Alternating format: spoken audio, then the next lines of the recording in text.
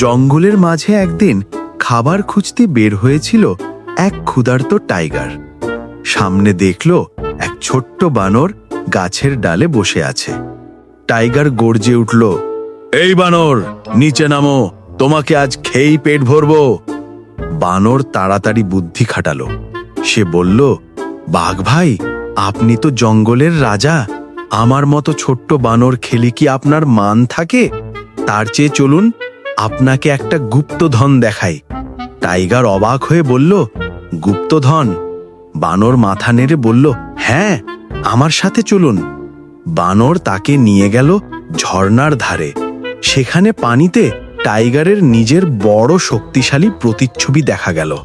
বানর বলল, এই দেখুন, এইটাই গুপ্তধন, আপনার নিজের শক্তি। যদি রাগ কমান আর সবাইকে রক্ষা করেন, পুরো জঙ্গল আপনাকে ভালোবাসবে। টাইগার চুপ করে গেল। তার ভুল বুঝল। সেদিন থেকে সে কাউকে ভয় দেখায় না, বরং জঙ্গল রক্ষা করে। শিক্ষা: রাগ নয়, বুদ্ধি আর দয়া, এটাই একজনকে সত্যিকারের বড় করে তোলে।